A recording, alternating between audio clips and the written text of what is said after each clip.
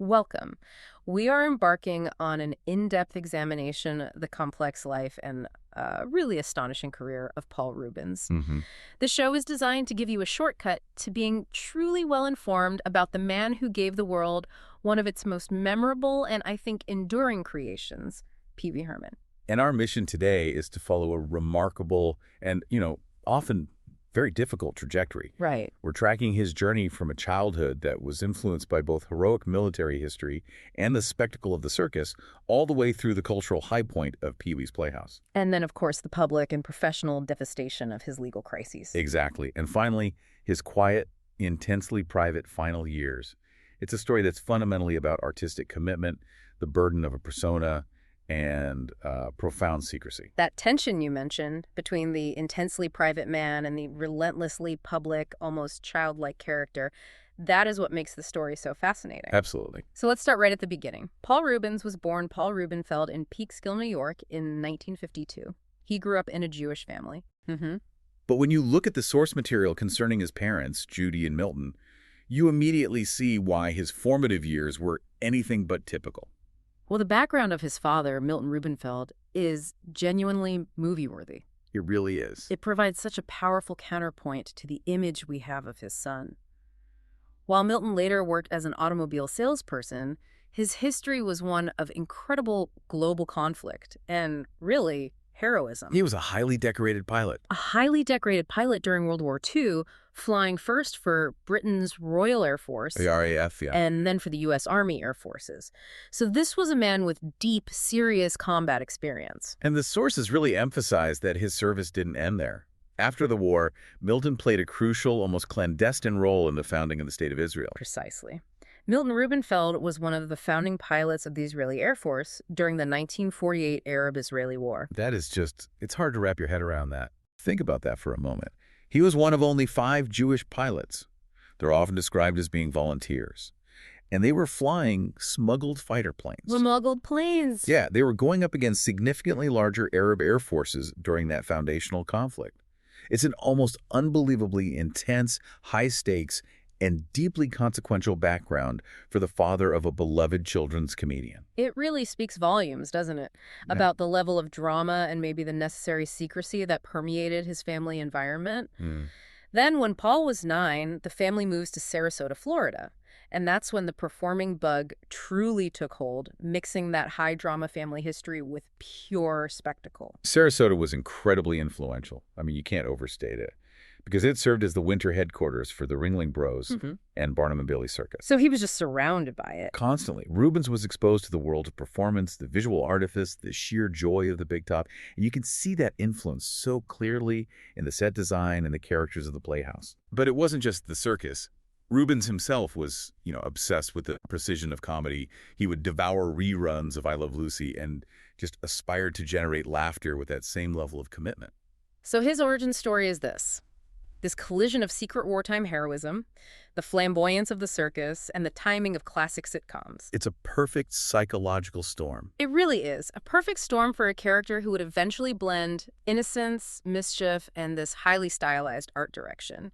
And his focus on performance was immediate. Absolutely.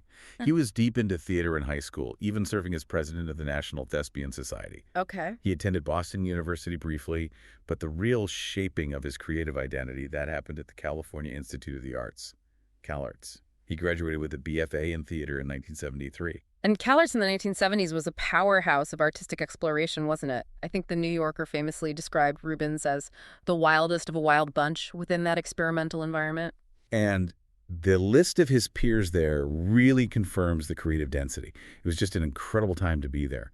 He was classmates with Katie Segal. Who called him her fantastically colorful best buddy. A great description. And David Hasselhoff, who was even his roommate for a time. I can't even imagine what that must have been like. Well, Segal's recollection of his dorm room is key because it shows the Pee Wee aesthetic was already brewing. Right. While others had, standard student decor.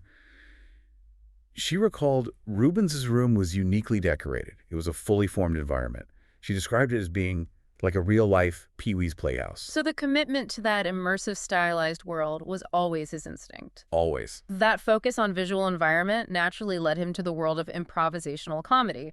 After Cal Arts, he joins the Groundlings in Los Angeles in the 70s, and he honed his skills there for 6 years alongside figures like Phil Hartman and John Paragon.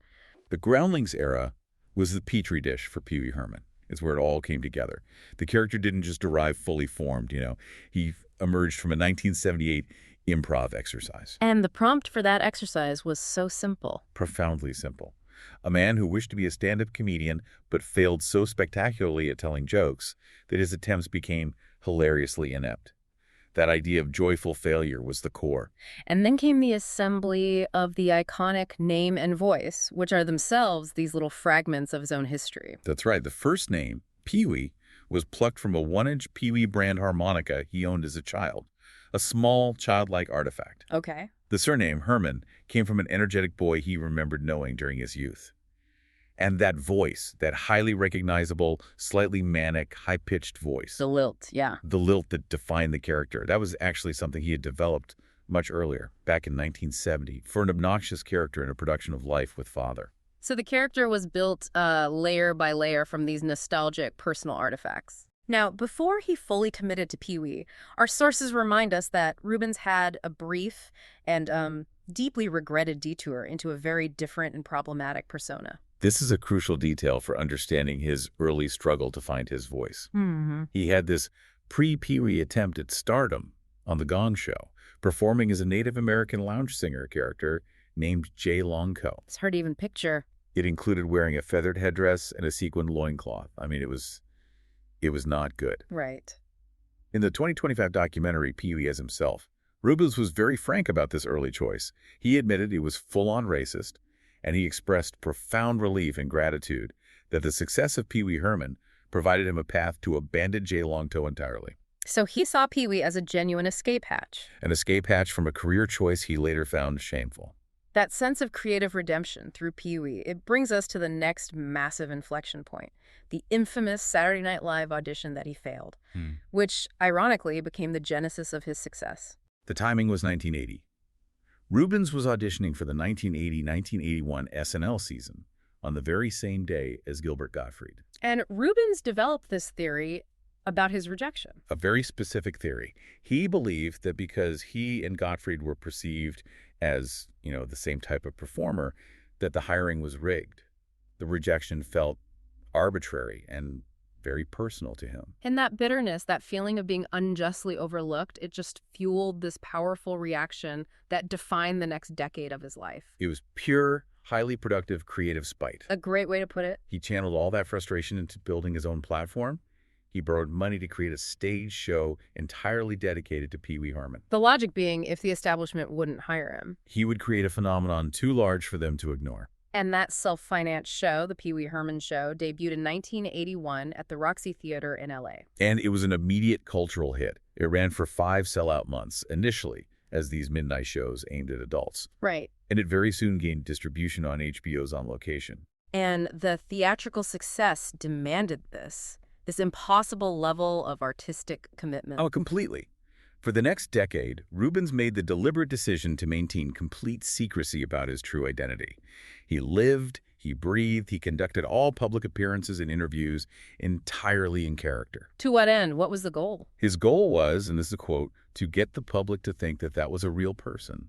The man, Paul Reubens, just vanished behind the bow tie. We hear stories of actors maintaining character on set, but a commitment to this level for 10 years across all public interactions, that's almost unheard of in modern show business. It is. It completely blurred the lines for the public. Yeah. And it really highlights the lengths he would go to protect the fantasy and the innocence of the character. His preference was so strong that he even asked his own parents to be referred to in public as Honey Herman and Herman Herman. That's right. Everything had to support the illusion that Pee Wee Herman was a real, singular entity, not a man named Paul Reubens. That powerful stage presence, it paved the way for the big screen. When Warner Bros. Came calling, they initially asked him to develop a film script. And we know his first idea was radically different from what we ended up seeing. It was so different. Reubens initially planned a feature film remake of Pollyanna. Pollyanna. His favorite film. The original concept was rooted in a very traditional, sentimental kind of American storytelling. But something shifted his focus entirely, turning the project into Pee-wee's Big Adventure in 1985. He was actually writing the Pollyanna script when he began noticing that many employees walking around the Warner Bros. Lot were utilizing bicycles. Just a simple observation. A simple, common observation. Yeah. But that visual presence sparked the idea to completely pivot the plot. He just abandoned the remake and instead focused the entire narrative on the epic search for a stolen bike, And that became the basis for Big Adventure, which he co-wrote with Phil Hartman. The next creative decision was arguably the most important for the film's aesthetic, the choice of director. And Reubens was not willing to compromise on his baby. No, he fought fiercely for creative control. Warner Bros. Proposed a director that Reubens immediately rejected. So he took inspiration from Sylvester Stallone, who had maintained control over Rocky. Right. And he insisted on selecting his own director. The studio gave him a tight deadline: find someone approvable, available, and affordable within a week. And Reubens found Tim Burton, who was virtually unknown at the time. He'd only directed the short Frankenweenie. What was it about Burton that immediately clicked? Reubens saw something very specific that validated his own artistic vision. He screamed Frankenweenie, and he recalled specifically, I was looking at the wallpaper in this bedroom and the lighting and just going, this is the guy who has style and understands art direction. So it was all about the visuals. For Reubens, the visual language and the art direction were just as important as the plot.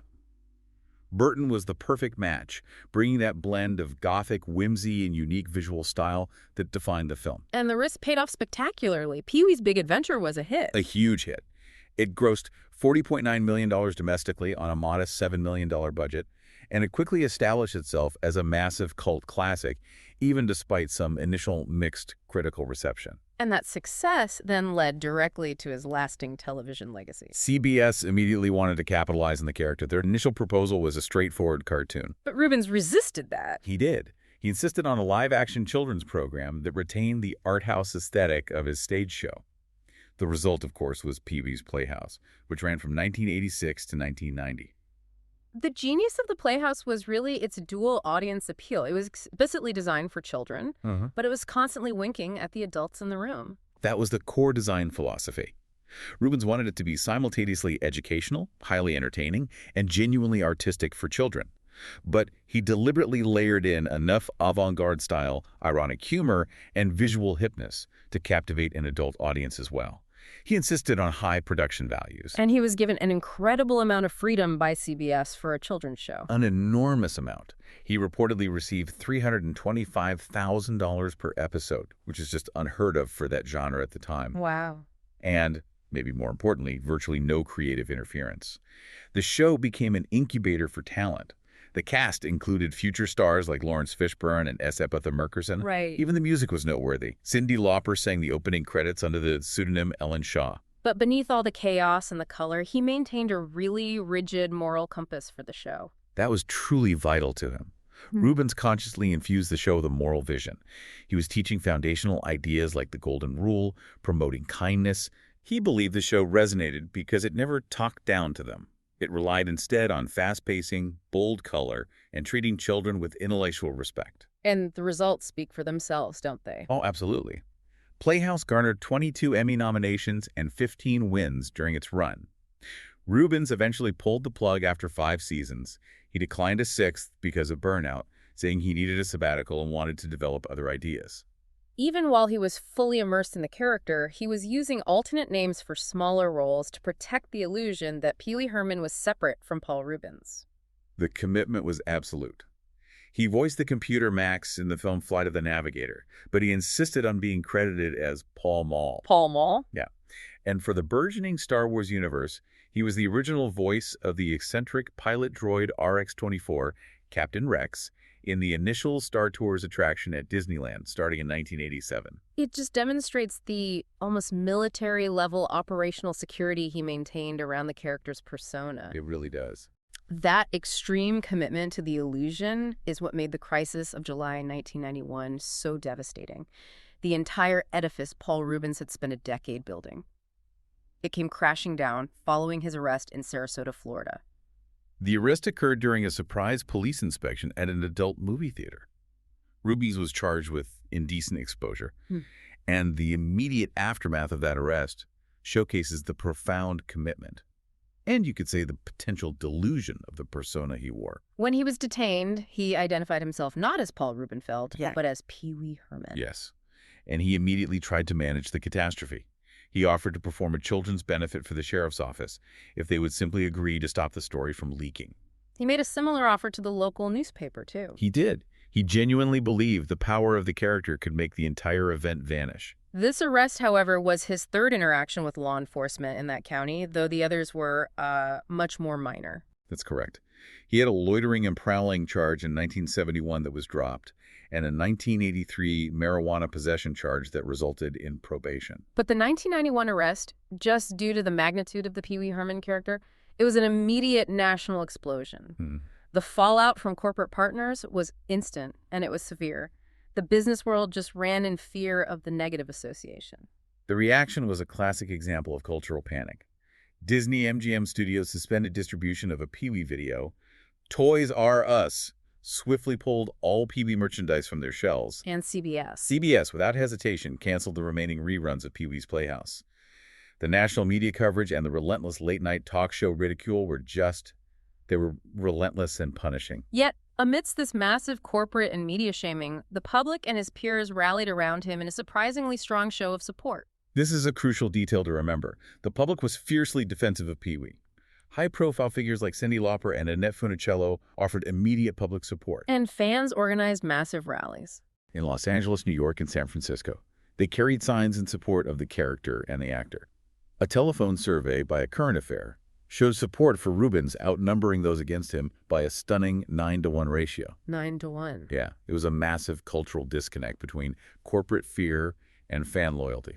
The legal proceedings concluded pretty quickly, but the career damage was done. Reubens pleaded no contest in November 1991, which meant he avoided a formal charge on his record.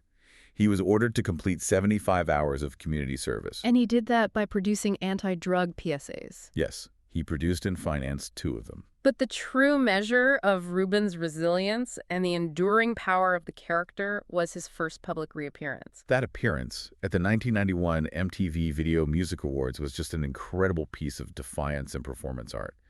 Reubens appeared in character, received a massive standing ovation, and delivered one simple, iconic line to address the scandal head-on. He asked, "Heard any good jokes lately?" It was a moment that simultaneously acknowledged the crisis and reasserted the character's command over the public narrative. It was brilliant. Reubens entered a long period of semi-retirement after that, but he was pulled back into the spotlight with an even more complex and damaging legal crisis over a decade later.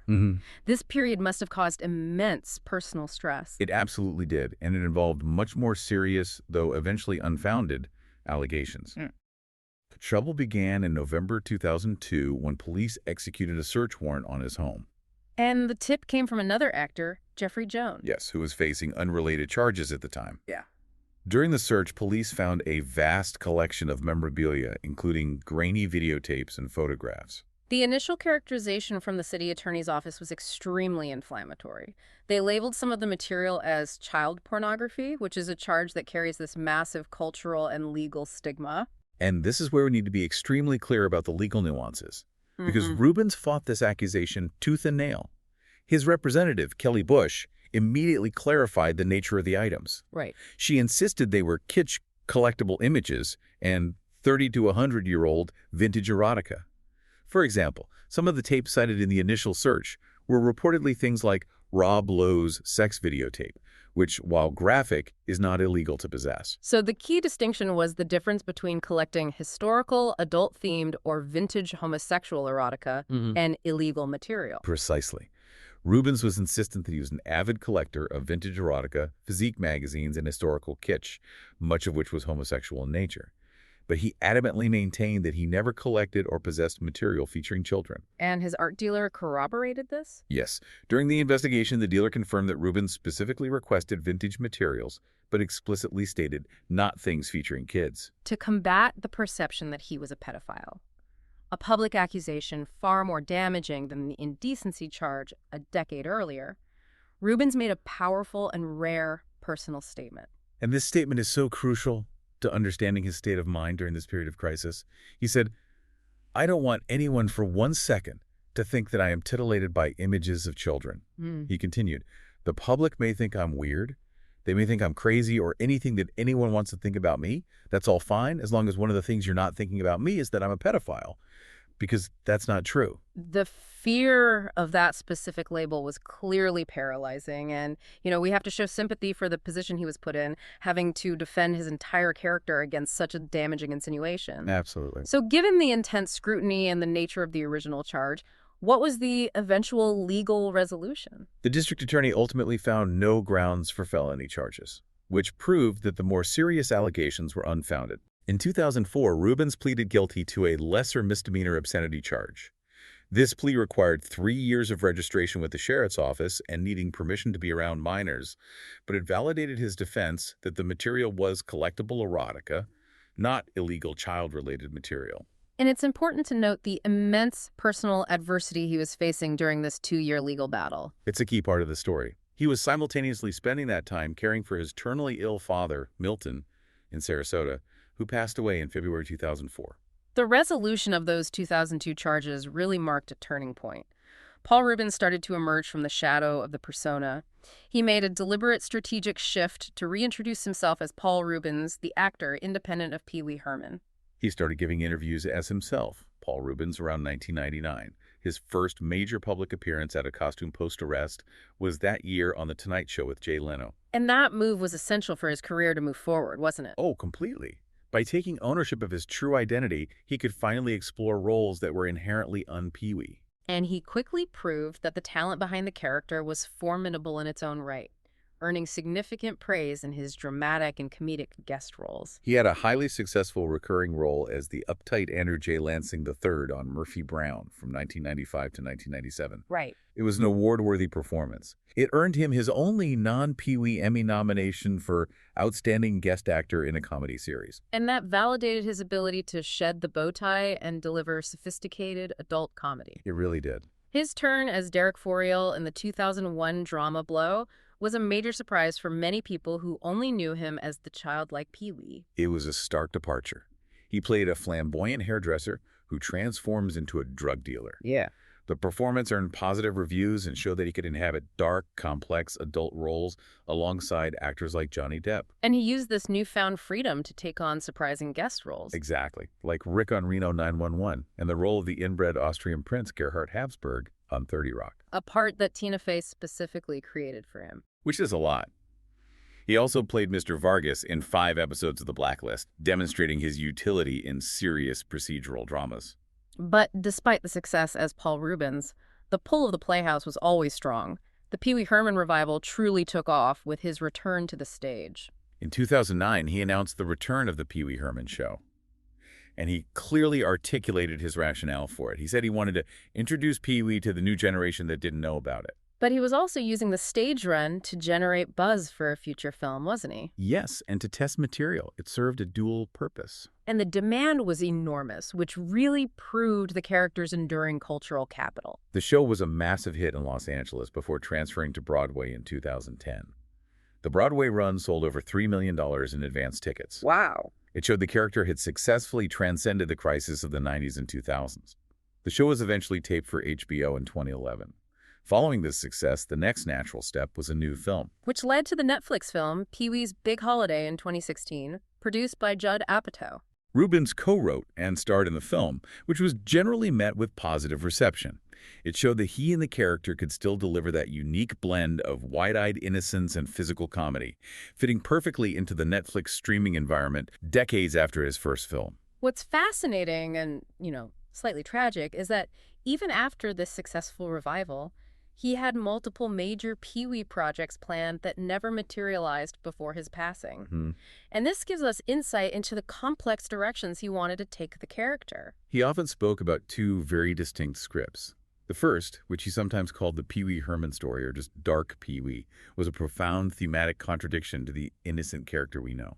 A black comedy about Pee Wee Herman, that sounds highly unusual. Extremely.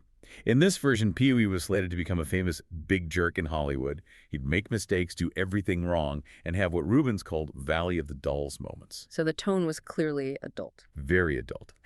And Reubens noted that one of the two planned films was actually slated to open with Pee-wee serving time in prison. Wow. It was a conscious attempt to explore the darker, more cynical side of fame through the prism of his childlike icon. That's a powerful statement. It hints at the pressures he must have felt personally. And what about the other, more family-friendly script? The second script was the planned sequel, Pee-wee's Playhouse, the movie. This was intended to be a family-friendly road trip adventure. Okay. For the first time, Pee-wee and all of his Playhouse friends, both the live-action co-stars and the puppets, would leave the house and journey together into a fantasy realm he called Puppetland. So a completely different vibe. Totally.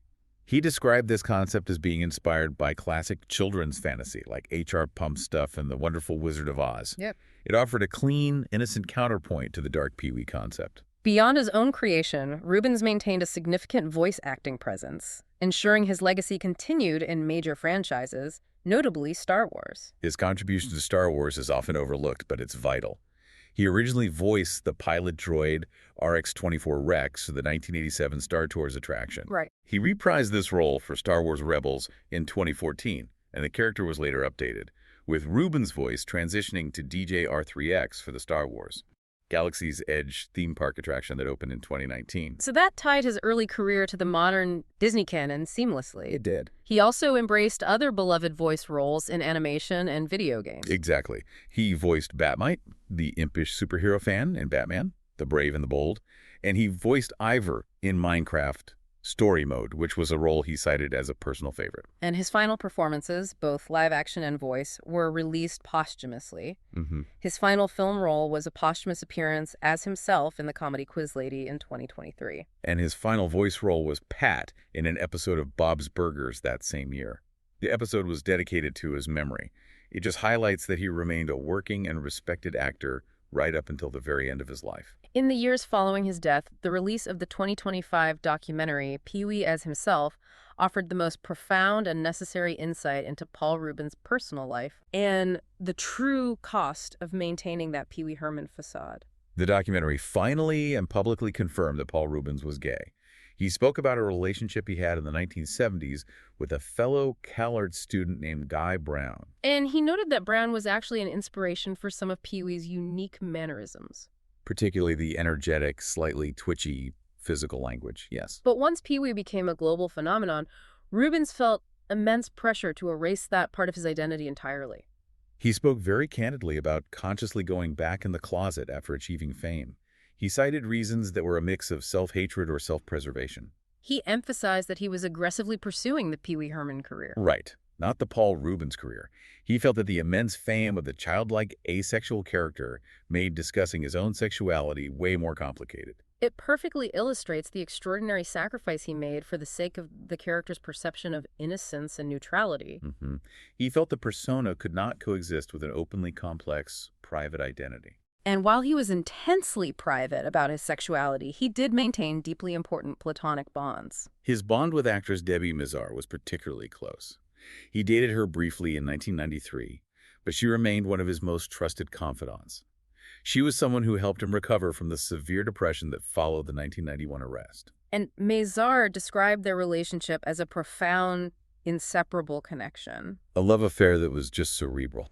That's how she put it. Yeah. He also worked closely with Lynn Marie Stewart, a co-star from the Playhouse, on extensive charity work, specifically with the Make-A-Wish Foundation, where they made character appearances to bring joy to terminally ill children. Separate from the man, the legacy of Pee Wee Herman has proved culturally massive and surprisingly influential in areas beyond entertainment.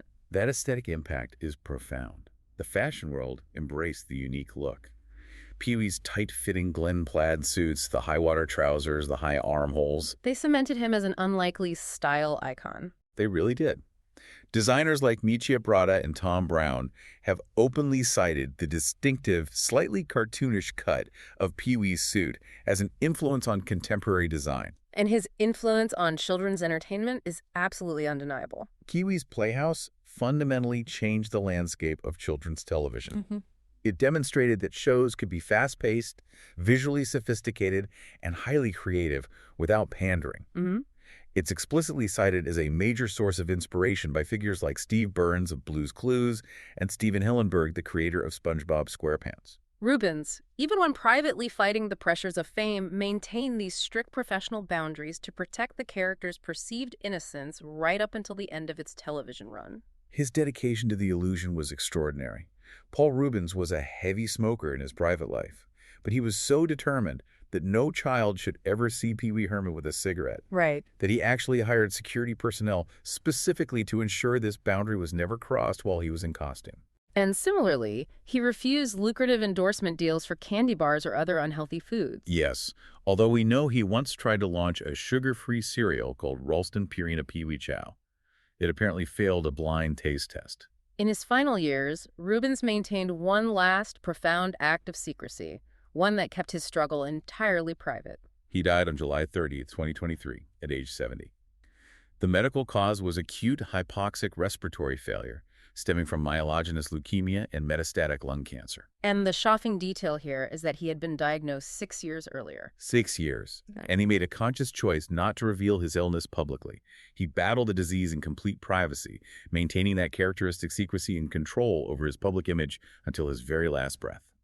He left a final statement written by himself that served as a posthumous apology to his fans for his silence regarding his illness. It was a heartbreaking final performance. It revealed the deep love he felt for his audience, even as he was leaving them. He wrote, "Please accept my apology for not going public with what I've been facing the last 6 years. I have always felt a huge amount of love and respect from my friends, fans, and supporters. I have loved you all so much and enjoyed making art for you." He was cremated, and his remains were interred at Hollywood Forever Cemetery. And the documentary charting his life, Pee-wee as himself, went on to win a Primetime Emmy in 2025. The story of Paul Reubens is ultimately defined by the incredible, near-impossible lengths he went to protect the fantasy of Pee Wee Herman. The decade he spent entirely in character, the profound refusal to reveal his private life or his sexuality for the sake of the career, and the 6 years he battled a terminal illness in total privacy. Yeah. The paradox we find in this life is how much Paul Reubens sacrificed his own self for the joy and the artistic vision he brought to the public. It leaves us with a compelling final thought about the weight of that artistic commitment. Considering his deep commitment to the character and the immense pressures of maintaining that perpetual fantasy was the ultimate posthumous revelation of Paul Reubens' true identity, both professional and personal, a final necessary act of self-liberation. A question worth mulling over as you reflect on the unique genius of his life. Thanks for listening.